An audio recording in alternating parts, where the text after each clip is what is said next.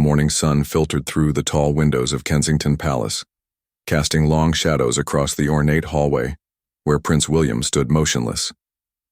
His usually composed demeanor had cracked, revealing the raw vulnerability that he rarely allowed the world to see. Kate approached him slowly, her footsteps echoing softly on the marble floor, knowing that this moment would change everything between them. The weight of duty had always been a constant presence in their lives, but today it felt crushing. William's hands trembled slightly as he held the official document that would separate them for an indefinite period. The Queen's seal at the bottom seemed to mock the promises they had made to each other on their wedding day. Kate's eyes searched his face, looking for any sign that there might be another way, but she found only the resigned acceptance of a man who had been born into a life where personal happiness often came second to royal obligation. Their 3 children were still asleep upstairs, unaware that their father would soon embark on a diplomatic mission that could last months or even years. The political situation in several Commonwealth nations had deteriorated rapidly, and William's presence was deemed essential for maintaining crucial relationships. Kate understood the importance of his role, but understanding didn't make the separation any easier to bear. The palace staff moved quietly around them, preparing for William's departure with the efficiency that came from years of managing royal schedules. Yet there was something different about their movements today, a solemnness that suggested even they understood the gravity of what was happening. This wasn't just another royal engagement or brief overseas visit. This was a mission that would test not only William's diplomatic skills but also the very foundation of his marriage to Kate. William finally looked up from the document, his blue eyes meeting Kate's with an intensity that made her breath catch in her throat. Without words, they both acknowledged what they had been avoiding all morning. This goodbye wouldn't be like the others they had shared over the years. There would be no regular phone calls, no quick visits home, no certainty about when they would see each other again. Kate reached out and gently took the document from his hands, setting it aside on the nearby table. For a moment, they were not the Duke and Duchess of Cambridge, not future monarchs burdened with responsibility. They were simply William and Kate, a couple facing the possibility of being torn apart by circumstances beyond their control. The silence stretched between them, filled with all the words they couldn't bring themselves to say. William's jaw tightened as he fought to maintain the composure expected of him, while Kate's fingers unconsciously twisted her wedding ring, a nervous habit she had developed during their most difficult moments. Outside the palace walls, the world continued its relentless pace, unaware of the personal drama unfolding within. The media had been briefed about William's upcoming mission, but they had no idea of the emotional toll it was taking on the royal couple. The official statement spoke of duty and service, but they couldn't capture the very human cost of such dedication. Kate's voice, when she finally spoke, was barely above a whisper. The words she chose were careful, measured, but her eyes betrayed the storm of emotions she was fighting to contain. She had always been William's anchor, the steady presence that helped him navigate the complexities of royal life.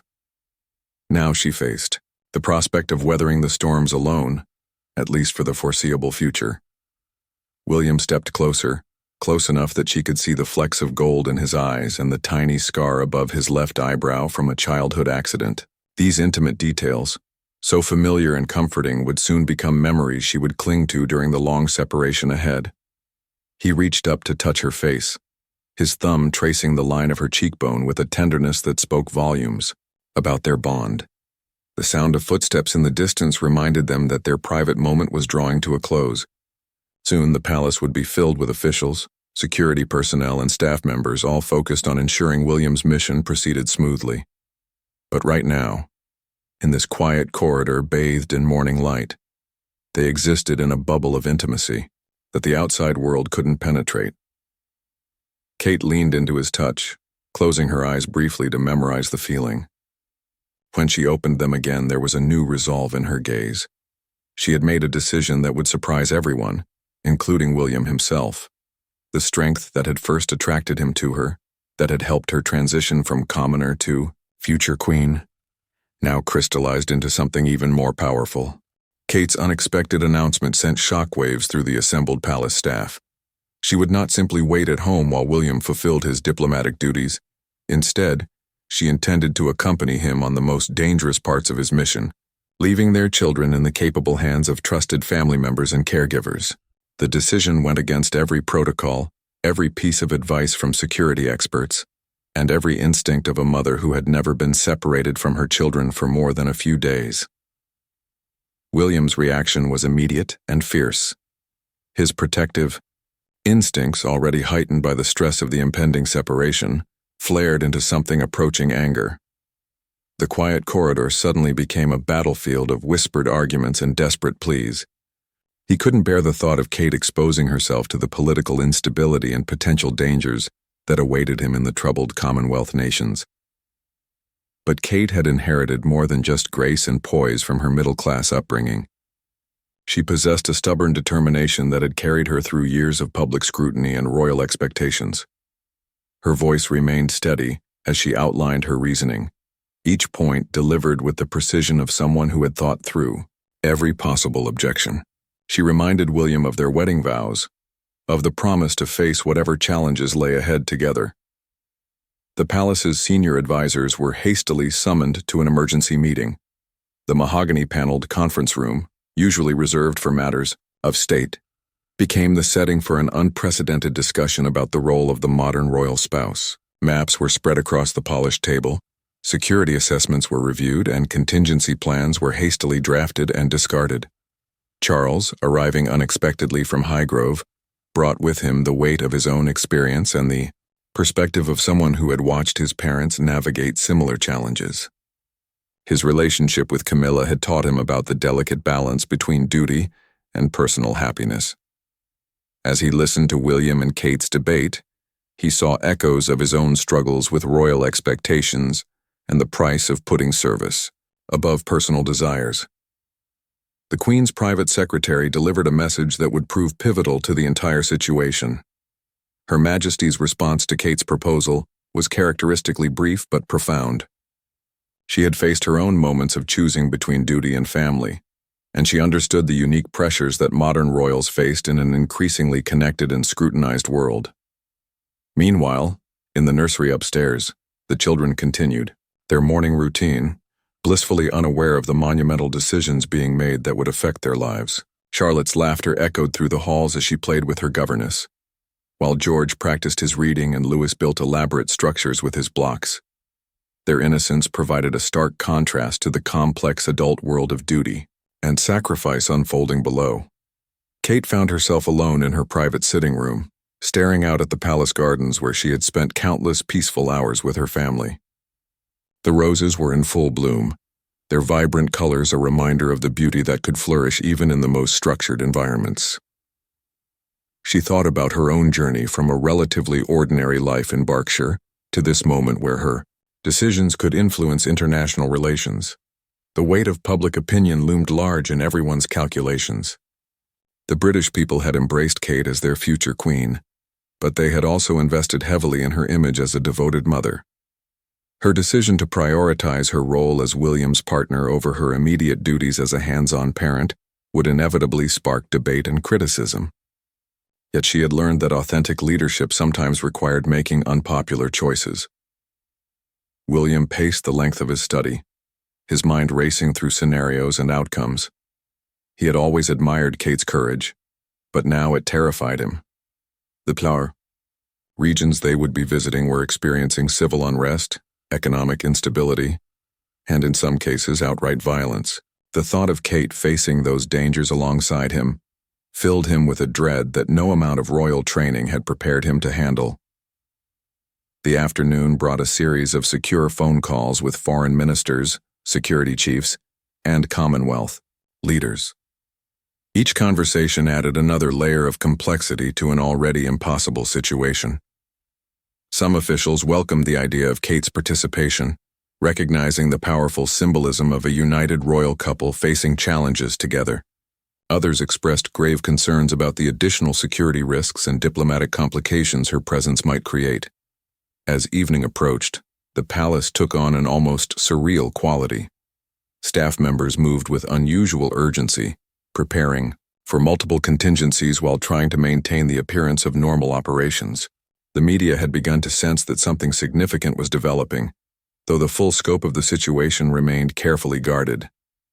Kate made one final visit to the children's rooms before dinner, spending extra time with each of them, memorizing their faces and voices with the intensity of someone who might not see them for an extended period. The bedtime stories she read that night carried special weight, each word chosen to comfort and reassure, while her own heart broke, a little more with each passing minute. The decision came at dawn, delivered through a secure communication that would change the course of their lives. After hours of consultation with security experts, Commonwealth leaders, and the Queen herself, a compromise had been reached that satisfied no one completely, but addressed the most critical concerns. Kate would accompany William for the first phase of his mission, a carefully orchestrated visit to 3 key nations, before returning to London to resume her duties as a mother in her royal engagements. The compromise felt hollow to both William and Kate. It meant they would still face separation, but now it would come after they had grown even more accustomed to working together in challenging circumstances. The emotional impact would be delayed, but potentially more devastating. Yet they accepted it because the alternative seemed to offer no path forward that honored both their personal bond and their public responsibilities. The children sensed the change in atmosphere immediately. George, at his age, understood that something important was happening, though the full implications remained beyond his grasp. Charlotte clung more tightly to Kate during breakfast, her usual chatter replaced by an unusual solemnity. Even little Louis seemed to pick up on the tension, becoming more demanding of attention and comfort than usual. Kate's mother, Carol, arrived at the palace with the efficiency that spoke to years of supporting her daughter through various challenges. Her presence brought a sense of normality to the increasingly surreal situation. She had watched Kate navigate the transition from private citizen to public figure, and now she would help shepherd her grandchildren through their parents' absence, with the same steady support. The packing process revealed the complexity of royal travel under the best of circumstances, made exponentially more difficult by the uncertainty surrounding their destinations and the length of their stay. Kate's wardrobe had to account for state dinners and humanitarian visits, formal ceremonies, and potentially dangerous situations requiring practical clothing and protective gear. William found himself in his father's study, surrounded by decades of royal memorabilia and personal mementos that told the story of duty and service spanning generations. Charles shared stories from his own travels, moments when he had faced difficult decisions about balancing personal desires with royal obligations. The conversation provided no easy answers, but it offered William something perhaps more valuable: the understanding that he was not the first royal to face such impossible choices. The media attention intensified as word leaked about the unusual arrangements being made for William's mission. Speculation ran wild about the reasons for Kate's involvement and the implications for the royal family's future. The palace's communications team worked overtime to manage the narrative, but they were fighting against a tide of curiosity and concern that seemed impossible to contain. Security briefings became a daily reality, each session revealing new layers of complexity in the regions they would visit. Kate attended these meetings with a focus and determination that impressed even the most experienced protection officers. She asked detailed questions about local customs, political sensitivities, and practical safety measures, transforming herself from protected royal to informed participant. The children's routine was carefully maintained despite the chaos surrounding them. Their schools were briefed about the situation, arrangements were made for maintaining their schedules and activities, and trusted staff members were assigned to ensure continuity in their care. Yet beneath the surface of normalcy, everyone could sense the approaching goodbye that would test the family in ways they had never experienced. William's sleep became increasingly elusive as the departure date approached. He found himself walking the palace corridors at night, stopping outside the children's rooms to listen to their peaceful breathing, visiting Kate's sitting room where she often worked late into the evening on correspondence and preparation for their journey. These quiet moments became precious beyond measure. Kate's own preparation took on an almost ritualistic quality. She wrote letters to each of the children to be opened at different points during her absence, recorded bedtime stories they could listen to when they missed her voice, and created photo albums filled with memories to comfort them during difficult moments. Each task was performed with meticulous care, as if her love could somehow be preserved and transmitted through these physical tokens. The final family dinner before their departure was a study in controlled emotion. The adults worked hard to maintain conversation and normalcy, while the children sensed the underlying tension. Afterward, as the children were led upstairs for baths and bedtime routines, William and Kate remained in the dining room, surrounded by the remnants of what felt like their last normal evening together as a complete family for an uncertain period. The conversation they had that night, sitting across from each other at the large table, covered practical matters and emotional fears in equal measure. They talked about the children's upcoming school events they would miss, the political objectives they hoped to achieve during their mission, and the personal cost they were paying for their sense of duty. Most importantly, they reaffirmed their commitment to each other and to finding a way through the challenges ahead. The final preparations were completed in an atmosphere of barely controlled urgency mixed with deep melancholy. Every detail had been checked and rechecked, every contingency planned for, every security measure implemented. Yet no amount of preparation could address the fundamental uncertainty that lay ahead or the emotional toll of the separation they were about to endure. The morning of departure dawned gray and misty, as if the weather itself reflected the somber mood that had settled over Kensington Palace. Kate woke before her alarm, having slept fitfully despite her exhaustion. She lay in bed for a few precious minutes listening to William's steady breathing beside her, trying to memorize the simple comfort of his presence before the demands of the day swept them away. The children had been told they would say goodbye to their parents after breakfast, but the reality of the situation hit them differently than anyone had anticipated. George maintained his characteristic composure, though his questions became more frequent and pointed as the morning progressed.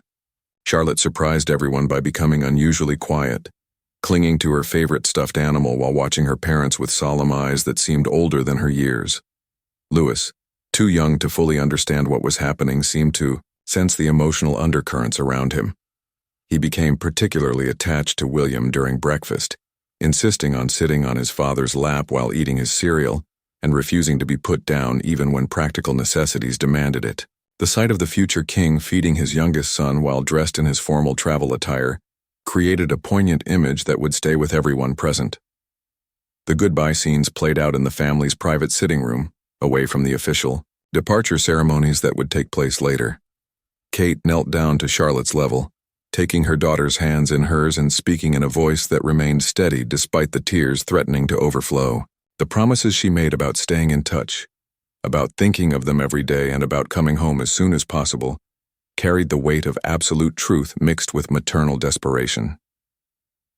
William's farewell to George was conducted with the formal dignity that both father and son seemed to need in order to cope with the emotion of the moment.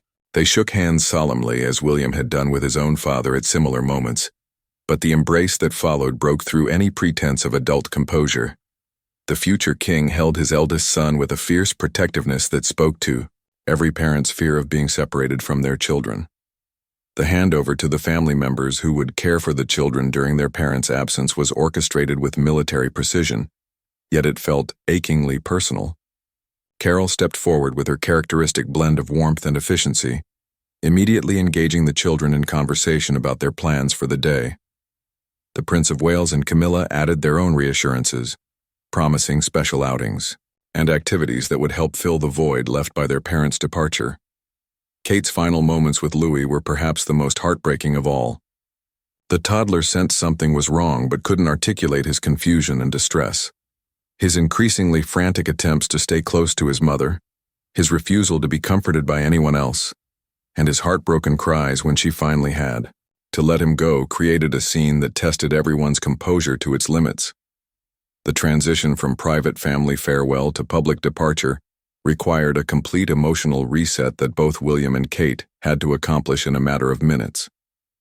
The waiting cars, security personnel, and media representatives represented a return to their public roles, but the private grief they carried was visible to anyone who looked closely enough to see past the official facade.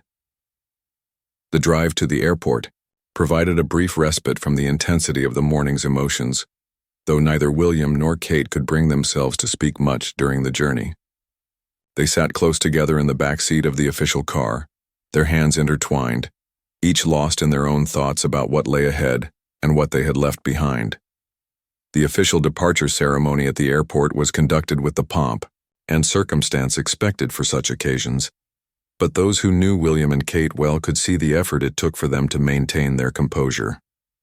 The speeches about duty and service, the formal handshakes with officials, and the carefully choreographed media opportunities all proceeded according to plan. Yet there was an underlying tension that spoke to the personal cost of their public roles. As their aircraft taxied toward the runway, Kate pressed her face to the small window, looking back at the terminal where a small group of family members and palace staff had gathered to see them off. The sight of her children waving from behind the glass barrier, looking impossibly small and vulnerable despite being surrounded by loving caregivers, nearly broke her resolve entirely. The takeoff marked the beginning of a journey that would test not only their diplomatic skills and public endurance, but also the very foundations of their marriage and family life. As London disappeared beneath the clouds, both William and Kate were acutely aware that they were embarking on more than just a royal tour. They were facing a trial that would either strengthen their bond or reveal cracks that might prove impossible to repair. The first few hours of the flight passed in relative quiet, as both struggled to adjust to their new reality. The aircraft's luxurious appointments and efficient service couldn't mask the fact that they were traveling toward uncertainty and danger, leaving their children behind in a way that felt fundamentally different from any previous separation. Kate spent much of the early flight time reviewing her briefing materials, immersing herself in the political and cultural complexities of their destinations. Yet her focus kept drifting to the photos of the children she had tucked into her travel folder, images that served as both comfort and reminder of what she had sacrificed to be on this journey with William. The first destination brought challenges that exceeded even the most pessimistic security assessments. Political unrest in the capital city had escalated during their flight, forcing last-minute changes to their carefully planned itinerary. Kate found herself thrust into situations that no amount of royal training could have fully prepared her for, yet she adapted with a grace and determination that surprised even William. During a visit to a refugee camp on the outskirts of the troubled city, Kate's interaction with displaced families revealed the depth of her commitment to making their sacrifice meaningful. She listened to stories of separation and loss that echoed her own recent experience, though on a far more devastating scale. The mothers who had been forced to flee with their children, often not knowing when or if they would see their homes again, provided a sobering perspective on her own temporary separation from George, Charlotte, and Louis.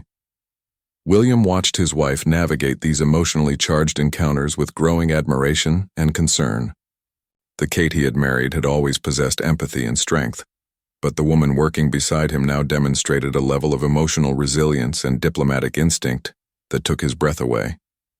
Yet he could also see the toll that each interaction took on her, particularly when dealing with families who had been torn apart by circumstances beyond their control. The secure satellite phone calls home became the highlight of each day, yet they also served as painful reminders of what they had left behind. The children's voices, sometimes happy and animated, sometimes tearful and confused, provided both comfort and heartbreak in equal measure. George's attempts to be brave, Charlotte's increasingly frequent questions about when they would return, and Louis's simple repetition of Mama Dada created moments of joy mixed with almost unbearable longing. The diplomatic objectives of their mission were being met with surprising success. William's natural ability to connect with political leaders was enhanced by Kate's presence, which seemed to humanize the royal couple in ways that formal protocol rarely achieved. Their joint appearances at state functions and cultural events created powerful symbolic statements about unity and shared purpose that resonated far beyond the immediate political context. Yet the personal cost continued to mount with each passing day. Private moments between William and Kate became increasingly precious and rare, stolen during transitions between official engagements or late at night in their secure accommodations. These conversations often centered on practical concerns about the children's welfare and their own ability to sustain the demanding pace of their mission, but they also touched on deeper fears about the long-term impact of their choices. Kate's physical and emotional exhaustion began to show despite her best efforts to maintain a composed public appearance. The combination of difficult travel conditions, emotionally draining encounters with suffering populations, and the constant anxiety about her children created a perfect storm of stress that no amount of training or preparation could have prevented. The turning point came during their second week abroad, when a security threat forced them to alter their plans dramatically. The realization that they could be prevented from returning home when promised, that their children might face an extended separation beyond what had been agreed upon, brought the true cost of their decision into sharp focus. Kate's composure finally cracked during a private moment in their temporary safe house, revealing the depth of maternal anguish she had been suppressing. William's own breaking point followed shortly after, when he witnessed Kate's distress and fully grasped the price they were both paying for his sense of duty. The man who had been raised to put service before personal considerations found himself questioning whether any diplomatic objective could justify the pain they were inflicting on themselves and their children. The couple's relationship dynamics shifted subtly but significantly during this crisis. William began to see Kate not just as his supportive partner, but as someone who had made an equal sacrifice for a mission that was fundamentally his responsibility. Kate, meanwhile, discovered reserves of strength and independence she hadn't known she possessed, even as she grappled with the maternal guilt that threatened to overwhelm her. Their handlers and security team observed these changes with professional concern and personal sympathy. The royal couple they were protecting was transforming under pressure, revealing both vulnerabilities and strengths that would reshape their approach to future challenges. The mission continued, but its human cost was becoming increasingly difficult to justify or sustain. Communication with London intensified as palace officials recognized the unsustainable nature of the situation. Emergency contingency plans were developed and discarded as the political situation in their host countries remained volatile and unpredictable. The simple question of when they could safely return home became increasingly complex and fraught with implications that extended far beyond their personal situation. The children's welfare updates from home provided both relief and additional worry. Reports of George asking fewer questions about his parents' return, Charlotte's temporary regression in certain behaviors, and Louis's confusion about why bedtime stories now came from a recording rather than his mother's live voice painted a picture of resilience mixed with genuine distress. Kate's decision to cut their mission short and return home ahead of schedule was made suddenly, during a particularly difficult day when news from London suggested that Louis had become inconsolable during his bedtime routine. The maternal instinct that had warred with her sense of duty finally won, creating a moment of clarity that cut through all the political and diplomatic considerations that had seemed so important just hours before. The journey home felt both endless and impossibly swift. Kate stared out the aircraft window as familiar landscapes came into view, her heart racing with anticipation and anxiety in equal measure.